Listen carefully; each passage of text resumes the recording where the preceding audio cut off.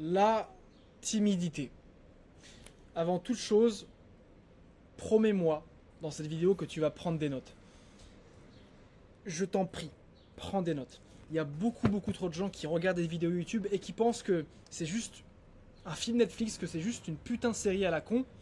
Or les gars, je vous fais cette vidéo parce que j'ai littéralement vaincu la timidité avec tout ce que je vais vous expliquer dans cette vidéo. Je vais te donner ma méthode.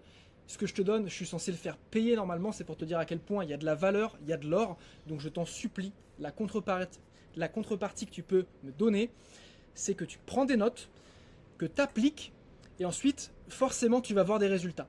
Et dès que tu auras des résultats, je veux que tu me dises putain. En fait, je veux que tu te dises dans ta tête putain, merci Piratali. Je veux que tu te dises ça. Alors, je t'en prie, prends des notes. Et on commence tout de suite. Le problème avec la timidité, c'est qu'il y a beaucoup de gens qui sont dans le déni et qui ont des problèmes pour communiquer, qui ont peur de regarder les autres, qui ont peur, qui ont du mal à aller vers les autres. Sauf que quand on leur demande est-ce que tu es timide, ils disent non. Alors que la timidité, qu'est-ce que c'est par définition? La timidité, parce que là c'est bien qu'on pose du coup des définitions dès le début.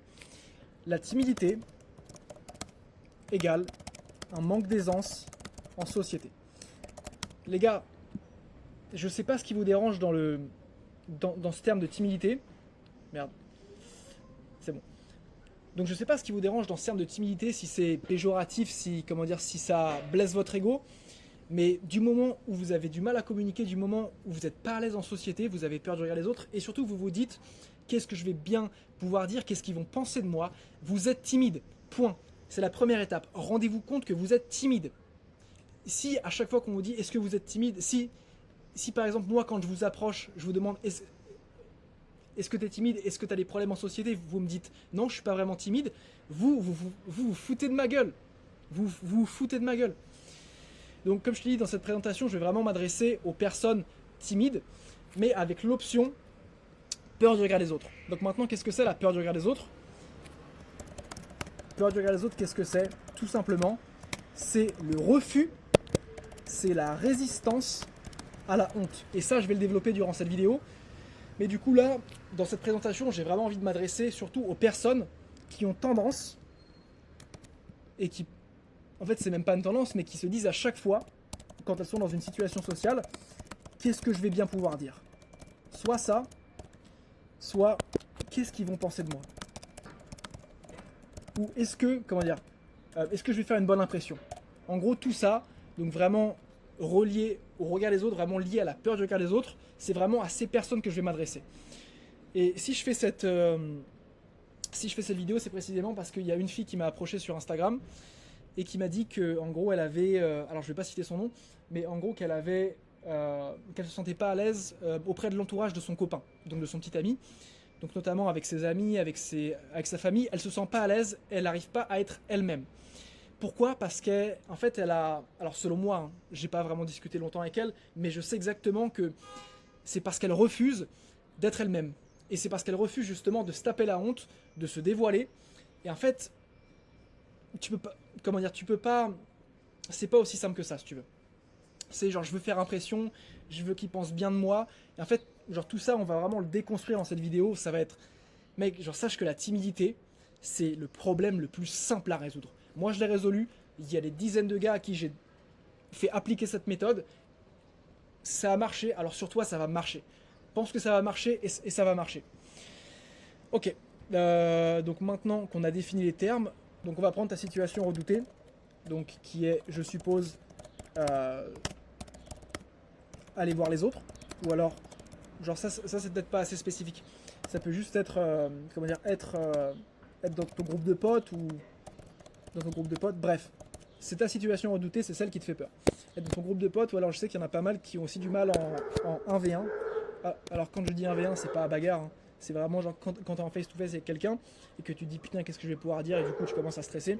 Bref, et t'as cette situation et tout ce que tu sais de cette situation, c'est qu'elle te procure du stress. Tout ce que tu sais, c'est ça. Tout ce que tu sais par rapport à ton blocage, tout ce que tu sais par rapport à la timidité, c'est que tu te sens pas bien. Tu te sens pas bien, pourquoi? Parce que tu as des émotions et parce que tu as des sensations désagréables. Donc typiquement, attends, on va faire ça. Typiquement, ce que tu ressens, c'est du stress. C'est du stress, c'est de la peur de manière générale, et c'est de l'anxiété. Donc ça, c'est vraiment les émotions que tu ressens. Et mec, genre vraiment les émotions, tu vas voir comment ça joue un rôle super super important dans la timidité, et comment tu peux littéralement contrôler, manipuler tes émotions si tu veux devenir confiant, si tu veux vraiment devenir ta version 2.0. Ok? Et du coup, bah, ces émotions, qu'est-ce qu'elles engendrent? Et bah, elles vont engendrer une certaine action, voire même plutôt une inaction. Parce que forcément, quand tu ressens ce genre d'état-là, donc quand tu ressens ce genre de stress, ce genre de peur, ce genre d'anxiété, tu vas avoir tendance à du coup ne pas agir, à être mal à l'aise physiquement. Donc vraiment, genre ça se ressent dans ton corps, hein. Mal à l'aise physiquement, oralement. Attends, tac. Ok. Physiquement, oralement, tu vas avoir tendance à te mettre en retrait, à juste observer. Et quand tu vas oser prendre la parole, et bah, peut-être que tu vas bégayer, peut-être que ce sera pas fluide, peut-être que tu vas juste, tu auras du mal à communiquer. Ok, donc maintenant, je veux que tu t'observes un peu comment ça se passe. Tu as tes émotions, donc le stress, la peur, l'anxiété, qui engendrent automatiquement, presque automatique, parce que, en fait, ça on le verra, mais les émotions, comme je te dis, ça joue un rôle super super important. Et du coup, bah, c'est le stress qui te fait agir de cette façon. Sauf que ce que tu sais peut-être pas, c'est qu'il y a une étape avant le stress. Et cette étape avant le stress, c'est ce qui s'appelle la pensée automatique. Et là, je vais te demander de vraiment... Mec, j'espère que tu prends des notes. Vraiment, j'espère que tu prends des notes, parce que je te donne... Tout ce que je te donne, personne ne te le dit. Et c'est pour ça que je suis le meilleur, en fait. Bon, par contre, là, ça commence à me casser les couilles, le truc du dictionnaire. Pensée automatique. Donc, il y a une étape avant ton stress. Donc, en fait, ce qui te fait stresser, c'est pas... En fait, ça sort pas de nulle part. Ce qui te fait stresser, très cher ami, c'est tes pensées automatiques. C'est ton discours interne, et tu vois exactement ce dont je veux parler. Tes pensées automatiques, c'est juste les pensées que tu as en boucle. Et je vais t'expliquer à quel point c'est juste fou, mec. Donc, je suppose que la pensée automatique que tu as en boucle, c'est... Qu'est-ce que je vais bien pouvoir dire? Souvent, c'est ça. Hein. Qu'est-ce que je vais bien pouvoir dire? Encore une. Qu'est-ce qu'ils vont penser de moi? Ok, qu'est-ce qu'ils vont penser de moi? Ça peut très bien être, si je dis ça, ils vont me juger, ou ils vont se moquer. Bref, en fait, tu as des pensées qui sont automatiques, et qui se répètent en boucle dans ta tête. Maintenant, sache que ces pensées, ce sont exactement, et là je vais remarquer le égal, ces pensées-là, tac, attends, tu vas voir, là je vais te régaler. Là je vais tellement te régaler. Tac, putain, je suis con quoi. Ok. Ces pensées-là, c'est exactement les mêmes pensées que celle-là. Qu'est-ce que je vais manger ce soir?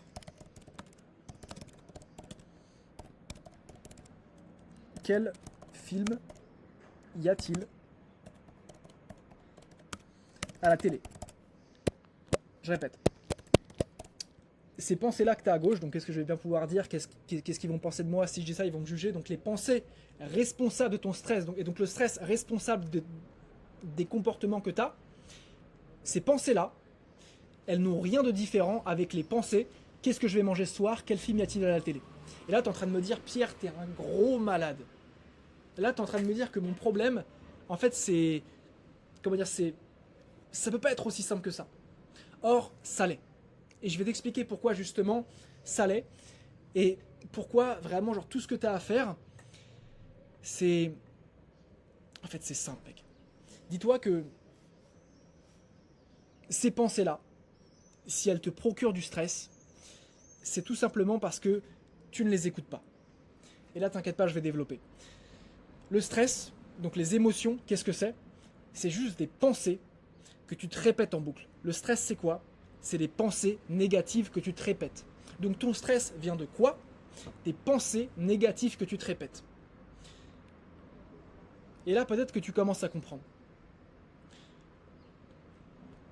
Est-ce que, comment dire, est-ce que tu te répètes souvent, qu'est-ce que je vais manger ce soir? Ou quel film y a-t-il à la télé? Est-ce que tu te répètes beaucoup ces pensées-là? Pas du tout. Peut-être genre 1 à 2 fois, mais pas du tout. Est-ce que tu te répètes beaucoup? Qu'est-ce que je vais bien pouvoir dire? Qu'est-ce qu'ils vont penser de moi? Ça, tu te le répètes beaucoup. C'est ça la seule différence. Pourquoi? Là, genre, à ton avis, pourquoi ces pensées-là, donc pourquoi les pensées de droite ne te procurent pas du stress? Parce que tu ne te les répètes pas. Et pourquoi tu ne te les répètes pas? Parce que, comment dire, parce que, alors là ça va être un peu technique, donc vraiment, prends, comment dire, pose-toi, vraiment, fais en sorte que tu m'écoutes vraiment. Parce que tes pensées, il faut que tu les vois comme des signaux. Pensée égale signal. Et là je vais te l'écrire comme ça, ce sera mieux. Pensée égale signal. Signal. Putain là je parle comme un anglophone, ça y est. Pensée égale signal. Qu'est-ce que c'est l'essence d'un signal? C'est que si tu ne le prends pas en compte, eh ben, il va toujours revenir. Si tu ne prends pas en compte l'alarme de ton téléphone, eh ben, ton téléphone il va toujours sonner. Et c'est exactement ce qui se passe avec tes pensées. Qu'est-ce que je vais bien pouvoir dire? Qu'est-ce qu'ils vont penser de moi? Si je dis ça, ils vont me juger. Du coup, comme tu te répètes cette pensée, eh ben, ça forme du stress. Et du coup, le stress, qu'est-ce que ça fait? Ça te fait agir d'une certaine façon. Je reviendrai sur ça dans la suite. Mais en fait, comprends une chose, c'est que tu as plusieurs stades. Donc dans ton blocage, tu as plusieurs stades. Le premier stade, donc celui que tu connais, c'est le stade de l'action, donc le stade du comportement, et c'est un stade qui est conscient, visible. Ton comportement, tu peux le voir, bon bah genre là c'est ce que tu as fait. Ok, donc là, tu as le premier stade, c'est le stade conscient et visible. Le deuxième stade que tu as, donc le stress, la peur, l'anxiété, bref, les émotions, c'est du subconscient. C'est du subconscient et du semi-visible. T'inquiète pas, je vais développer dans la suite. Et ensuite, les pensées automatiques, tu l'auras deviné, c'est quoi? C'est de l'inconscient. Et c'est aussi de l'invisible. Inconscient, invisible. Tes pensées, tu peux pas les voir. Et en fait, tu peux même pas savoir que tu les as si tu les conscientises pas. Par contre, le stress, tu le sais parce que tu sais que tu te ressens, comment dire, tu sais que tu te sens pas bien. Tu sais que tu as des émotions désagréables, mais c'est semi-visible parce que tu peux pas le voir directement parce que c'est juste en toi, c'est juste intérieur. En revanche, ce que tu peux voir et ce qui est conscient, c'est quand tu agis. Ok, là, je fais juste une petite pause parce que je veux que tu processes un peu. Parce que je te dis, mec, personne te le dit vraiment. Personne te le dit. Toi, la première chose que tu vas devoir faire déjà, avec ton blocage, donc avec ta timidité, c'est déjà repérer la situation que tu redoutes, mais ça je pense que tu n'auras pas forcément de mal par rapport à ça. Mais c'est surtout, en fait, la première étape. Tac, ok. Surtout la première étape qu'il faut que tu fasses, c'est identifier cette pensée automatique. Parce qu'aujourd'hui, peut-être que tu n'es pas forcément conscient de cette pensée automatique. Donc tu sais que tu stresses, tu sais que tu te sens pas bien, tu sais que ton stress te fait agir d'une certaine façon, mais tu ne connais pas ta pensée automatique dans le sens où tu sais pas, tu ne la comprends pas. Tu ne la comprends pas parce que si tu la comprenais, tu serais pas là, tu serais pas à 14 minutes de la vidéo, tu serais pas là. Comprendre ta pensée automatique, savoir, comment dire, vraiment la connaître, ça va te permettre de savoir quand elle arrive. Et donc savoir quand elle arrive, c'est prédire ton stress. C'est vraiment savoir quelles situations vont te procurer du stress, donc les préparer à l'avance. Te préparer, c'est ça qui va te rendre confiant. Tu as juste à faire l'exemple avec quand tu fais des oraux en classe, quand tu fais, genre juste quand tu es préparé, ça te donne une longueur d'avance. Là, ce que je suis en train de te dire, c'est un cheat code qui va te permettre d'avoir une longueur d'avance et vraiment d'être en avance sur ton stress et du coup de, comme les Anglais le disent, de le outsmart, de le dépasser. Donc vraiment ça c'est la première étape que tu as. Identifier ta pensée automatique. Vraiment, genre ta pensée automatique, c'est comme c'est pas quelque chose de conscient, ton but ça va tout simplement être de prendre un cahier et de noter toutes les pensées que tu as. C'est mec, ça peut paraître con, mais pour pouvoir conscientiser l'inconscient, il faut que tu fasses cet effort d'écriture, et vraiment d'écriture sur papier, pas sur ordinateur, où en fait, quand tu es dans une situation, Vraiment, genre, prends ton cahier avec toi tout le temps. Mec, limite, mets-le toi dans ta poche ou genre juste prends-toi un post-it et à chaque fois que tu es dans une situation et que tu stresses, tu prends 2 secondes pour écrire ce que tu ressens, pour écrire ta pensée automatique et vraiment pour te concentrer, comment dire, pour faire ce travail d'introspection. Parce que c'est super important. Et dès que tu connaîtras la pensée automatique, donc qui est à l'origine de ton stress, parce que je le répète, mais ta pensée automatique que tu te répètes en boucle, c'est ça qui forme ton stress. Le stress, c'est quoi? C'est juste un amas de pensées négatives. Tu te répètes tellement ces pensées négatives, et du coup, je vais revenir sur le fait que ce sont des signaux, et que du coup, comme tu les écoutes pas, c'est pour ça que ça persiste. Bref, donc là, je t'ai expliqué les 3 stades, donc le stade inconscient, subconscient, conscient. Et maintenant, ce qu'il faut que tu comprennes, c'est que, en gros, toi, donc de ce stade-là à ce stade-là, donc du stade inconscient au stade subconscient, tu ne peux que très peu agir. Tu as ton degré de maîtrise, il est très faible. En revanche, c'est à ce moment-là, donc c'est entre le... Comment dire? Ouais, c'est à ce moment-là. Toi, si tu veux, le moment où tu peux vraiment agir et le moment où tu peux faire toute la différence, c'est dans le subconscient. Donc c'est vraiment, comment dire, le pont, littéralement, entre le subconscient et le conscient. Et là, peut-être que peut-être que je t'ai perdu, peut-être que tu te dis, mais qu'est-ce que... Putain, ça commence à me casser les couilles, ce dictionnaire. Et là peut-être que tu es en train de te dire, oh, enculé! Ça commence à m'énerver. Et là, peut-être que tu es en train de te dire, mais qu'est-ce que tu me racontes, Pierre? Tu me parles de subconscient, conscient, putain, t'as lu Freud ou quoi? Ouais, j'ai lu Freud. Mais ça vient juste de ma tête, mec. Cahier, gros, j'ai juste... Toute la journée, là, j'ai juste écrit sur ça. D'ailleurs, mec, c'est pour te dire à quel point la timidité, c'est simple. Parce que là, je te fais juste cette présentation. Déjà, je te la fais en totale improvisation. Et puis, mec, j'ai juste réfléchi à ça aujourd'hui. Pour te dire à quel point c'est simple. Donc, en gros, toi, le moment où tu vas pouvoir agir et le moment où tu vas pouvoir faire toute la différence, c'est entre... En fait, c'est ce pont entre le subconscient et le conscient. Comme je t'ai dit, la première étape, c'était vraiment d'identifier ta pensée automatique. Pourquoi? Parce que ça va te permettre d'avoir une longueur d'avance sur ton stress. Pourquoi tu veux avoir une longueur d'avance sur ton stress? Pour pouvoir ne pas l'écouter. Pour pouvoir justement être dans l'observation. Et quand je te dis être dans l'observation, c'est être dans l'observation de toi-même. Pas être dans l'observation du groupe, pas être dans l'observation de la discussion, mais être dans l'observation. Observe tes pensées négatives, observe ton stress. Pourquoi tu as envie d'observer ton stress? Parce que plus tu vas l'observer, plus tu vas justement te différencier de lui. Aujourd'hui, ton problème, c'est que tu t'identifies à ton stress. Pour toi, tu es ton stress. Tu vois, là j'ai un élève qui s'appelle Valentin, qui est dans le programme, et le gars, ça fait 4 à 5 ans qu'il est anxieux social. Il est timide, et d'ailleurs, cette vidéo, je pense qu'elle va vraiment, vraiment lui être utile. Je l'enverrai. D'ailleurs, si tu passes par là, gros bisous à toi, mec. Et en fait, ça fait 4-5 ans qu'il est anxieux social, et du coup, il a des habitudes d'anxieux social. Il pense comme un anxieux social, il réagit, il se comporte, il se tient, donc il a la physiologie d'un anxieux social, et forcément, quand tu as pris de telles habitudes, tu es ton stress.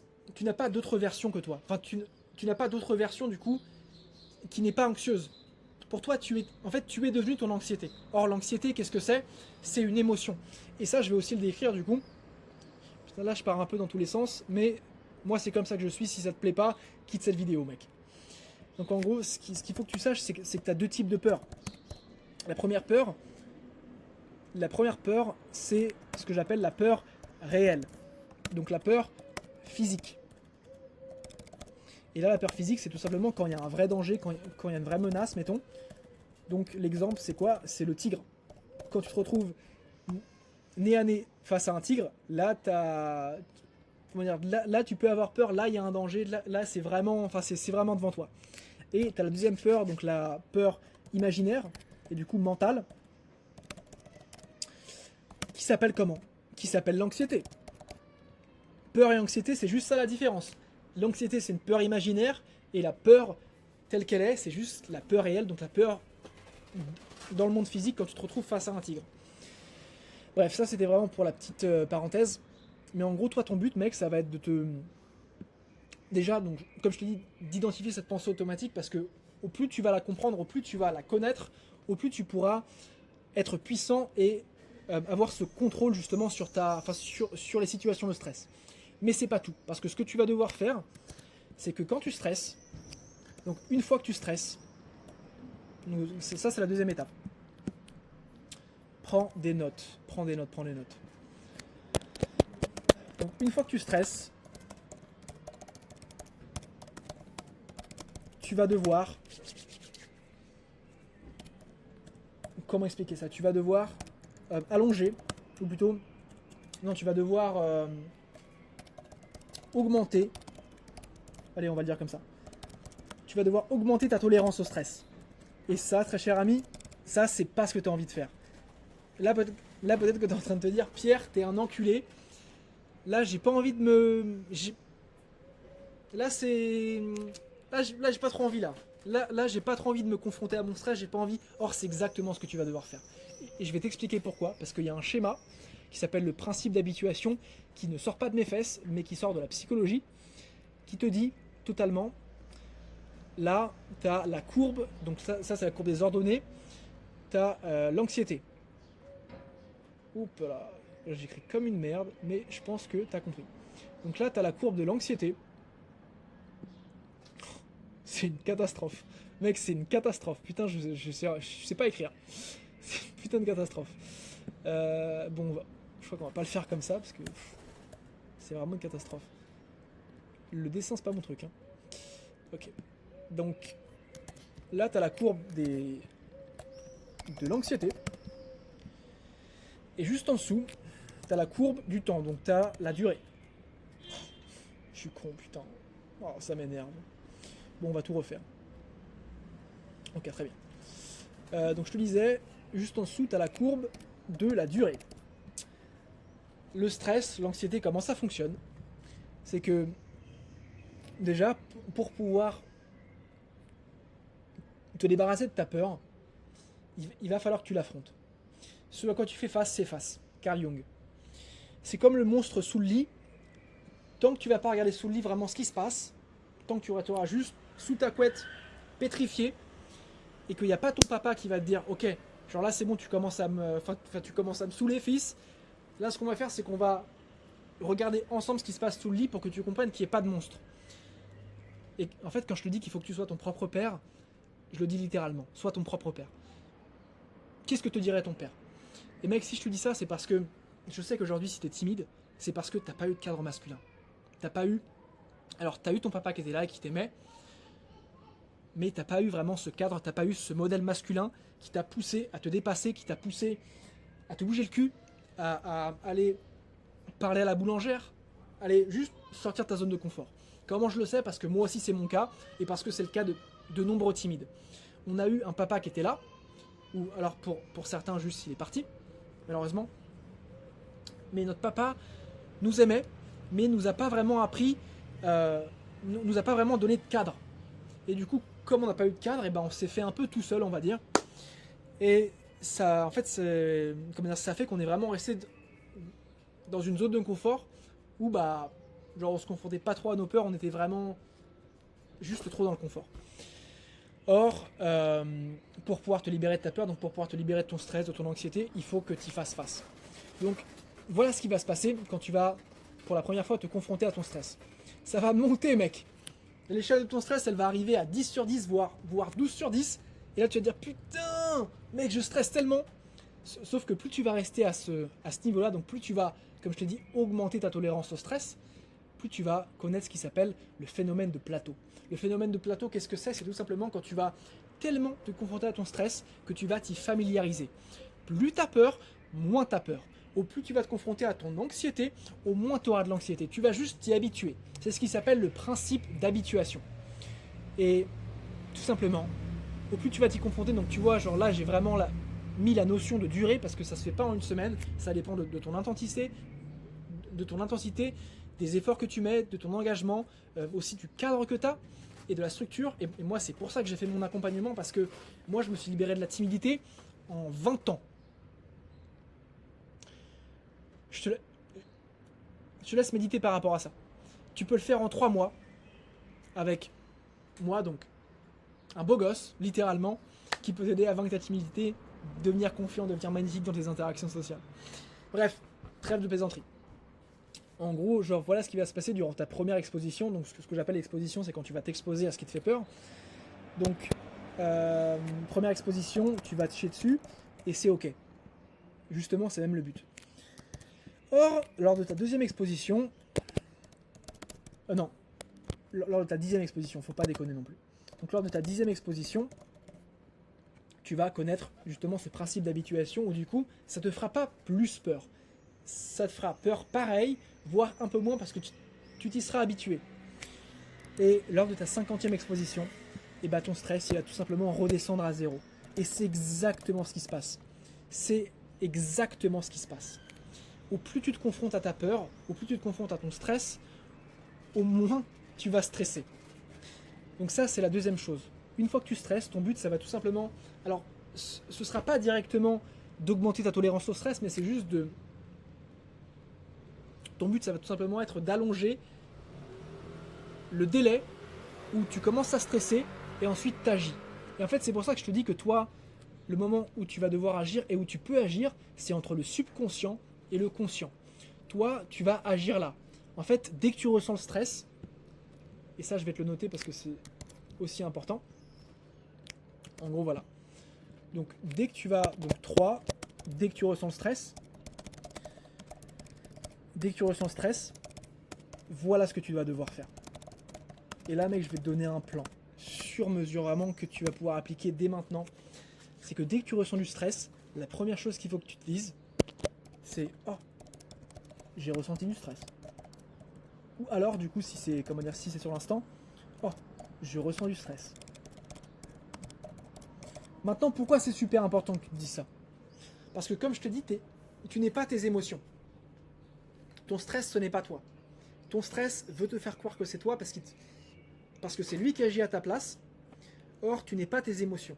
Comprends que à chaque moment, tu as juste pris l'habitude de laisser ton stress aux commandes et de le faire agir à ta place. Et aujourd'hui, tout change. Avec Pierre Attali, tout change. Parce que tu es en train de prendre des notes, tu vas appliquer et que tout va bien se passer. Je te le garantis. Là, vraiment, si tu prends des notes et que tu appliques, il n'y a aucun monde dans lequel ça ne marche pas pour toi. Donc la première chose, c'est j'ai ressenti du stress, je ressens du stress. Pourquoi tu veux faire ça? Parce que tu te désidentifies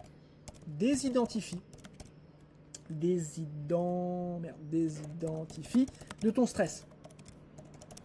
Donc slash de tes émotions. C'est pas je stresse, c'est putain chiant. Putain mec, je suis en train de stresser. Parce qu'en fait, c'est exactement ce qui se passe dans ton corps. C'est vraiment genre quand tu te mets à stresser, ça parle dans tous les sens. C'est putain, mec, t'arrives pas à penser clairement. Dès que tu dis oh, j'ai ressenti du stress, tu prends du recul avec ton stress. Dès que tu te dis oh, je ressens du stress, c'est je ressens. C'est pas je suis. Tu te désidentifies de tes émotions. Et mec, genre vraiment ça, c'est un cheat code. Et là, je vais te donner un exemple. Quand je suis à la boxe et que je stresse un peu avant de monter sur le ring, avant un sparring, je me dis directement, dans ma tête, hein, putain, je viens de ressentir du stress par rapport à ça. Tu te mets en mode spectateur, donc tu n'es plus l'acteur de ton stress, tu prends du recul, et en fait, juste, tu te désidentifies de tes émotions. Et ça marche à tous les coups. À tous les coups. À tous les coups. Et ce que tu vas devoir faire, c'est du coup observer ton stress. Observer ton stress et voir ce qu'il te dit de faire. Ce qu'il te dit de faire. Ou alors même juste voir ce qu'il t'empêche de faire. Ou ce qu'il t'empêche de faire. Et c'est là qu'on vient à ma définition de la peur du regard des autres. Parce que souvent, tu vas te rendre compte que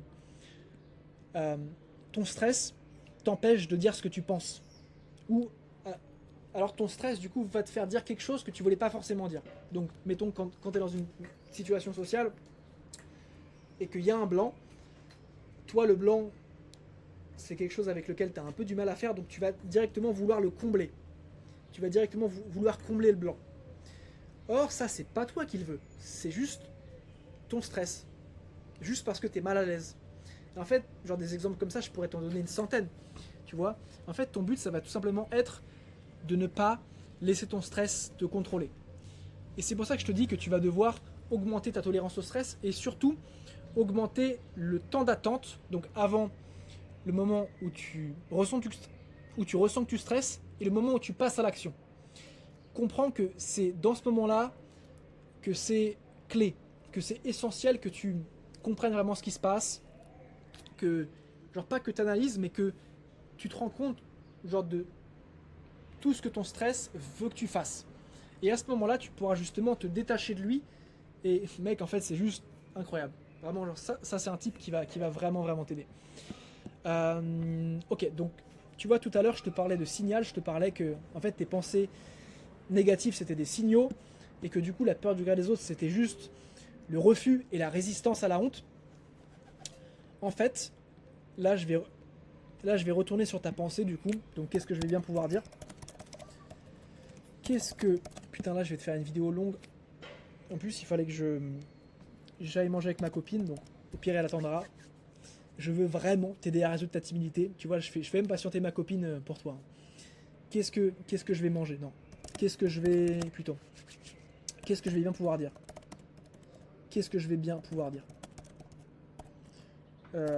Si je dis ça, ils vont se foutre de moi. Ok. Donc maintenant, je t'ai expliqué que ces pensées-là, pourquoi elles forment du stress. Et vraiment, mec, c'est aussi simple que ça. T'as une pensée, cette pensée se matérialise en émotion. En fait, juste déjà, rends-toi compte du pouvoir de ta pensée. Ta pensée, elle est créatrice. Ton stress, du coup, va te faire agir d'une certaine façon qui n'est pas toi. Et du coup, comme ça, c'est devenu une habitude dans ton quotidien, c'est devenu un cycle infernal, tu t'es juste habitué à ce cycle-là.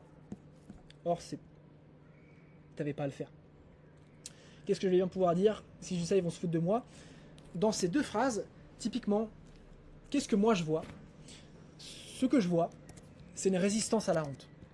C'est une résistance, donc genre là, dans les deux cas, c'est une résistance et c'est un refus de se taper la honte. T'inquiète pas, je vais développer. Là, donc, qu'est-ce que je vais bien pouvoir dire ? Qu'est-ce que tu refuses qu'il arrive ? Alors moi, genre, rends-toi compte que derrière chaque peur, et ça je vais te le noter aussi, derrière chaque peur, je vais te le noter comme ça, derrière chaque peur, il y a une résistance. À chaque fois que tu as peur de quelque chose, c'est parce que tu résistes à quelque chose. À quoi ? Je sais pas, à toi de me le dire. Donc là, la première chose à laquelle tu résistes et la première chose à laquelle tu refuses de taper la honte, donc qu'est-ce que je vais bien pouvoir dire ? C'est tu résistes au fait de n'avoir rien à dire. Tout simplement. Tu n'as pas envie de n'avoir rien à dire.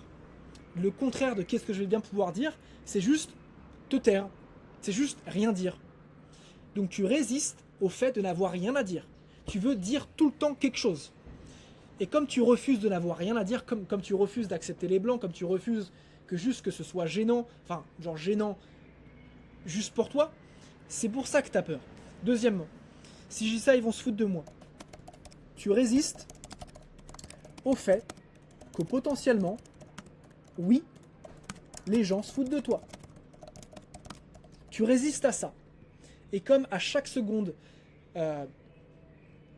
pas à chaque seconde de ta vie, mais t'as compris, comme dans chaque situation sociale, tu résistes à ça, vraiment genre, rends-toi compte que ta peur, c'est juste une résistance à quelque chose.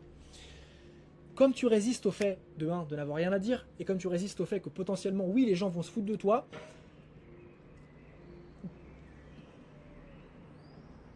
t'écoutes pas le signal. T'écoutes pas le signal. Et du coup, comme t'écoutes pas le signal, et bah le signal, tout ce qu'il est programmé à faire, c'est à revenir. Et comme je t'ai dit, donc le signal qui vient et qui est en boucle, c'est ça qui crée le stress, et le stress, c'est ça qui crée ta réalité. Donc actuellement, c'est le stress qui t'a créé, tu vois.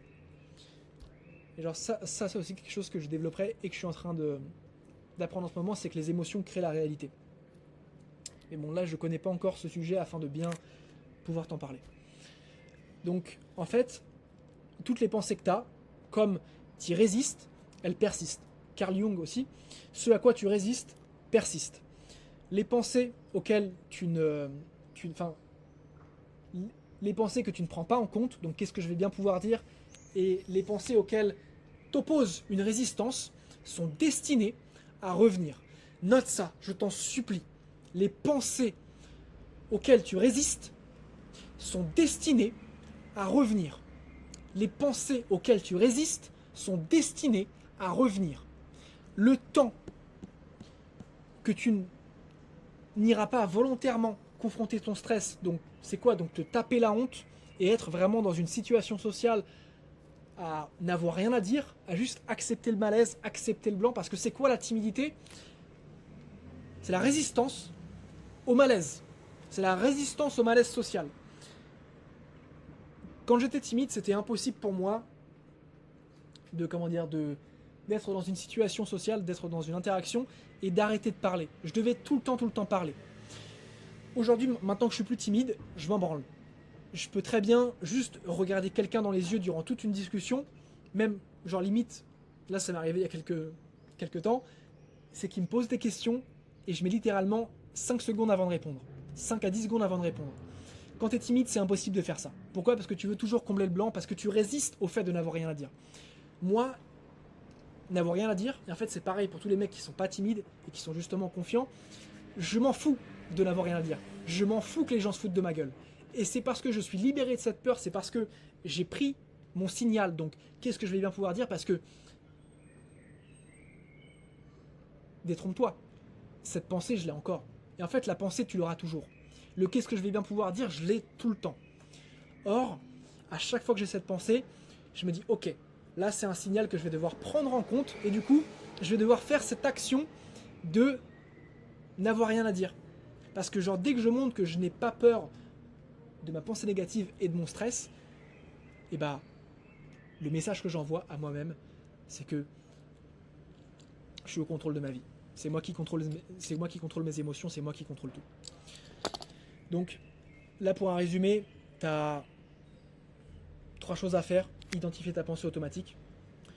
Une fois que tu stresses, tu augmentes ta tolérance au stress, donc tu te confrontes volontairement à ce stress, donc tu allonges le temps où tu vas, t'allonges le temps où tu vas réagir à ce stress. Je sais pas si c'est clair ça. Bref, genre dès que tu ressens du stress, tu te dis j'ai ressenti du stress, je ressens du stress parce que ça te permet de te désidentifier de ton stress et de tes émotions et tu observes ton stress. Tu regardes ce qu'il te dit de faire et ce qui t'empêche de faire et ce qu'il t'empêche de faire, tu le fais. Pratique au quotidien. Au plus tu vas le faire, au plus tu vas naturellement te débarrasser de ta timidité et c'est comme ça qu'on construit une confiance naturelle. La confiance innée, la confiance naturelle, ça n'existe pas. Tu vas galérer, et vraiment, mec, là, je te regarde droit dans les yeux, tu vas galérer. Tu vas te confronter à ton stress, tu vas sortir de ta zone de confort, tu peux le faire tout seul. Là, tout ce que je te dis, tu peux le faire tout seul. Mais si tu veux un cadre, si tu veux une structure, si tu veux un accompagnement, clique sur le lien dans la description. Tu vas découvrir Kalos. Kalos, qu'est-ce que c'est? C'est mon accompagnement pour te permettre de vaincre ta timidité, de tuer ton ancienne version, de devenir confiant, magnétique dans tes interactions sociales, juste de te libérer à tout jamais de tes blocages et de sortir de ce malaise social, de ta situation qui te gave.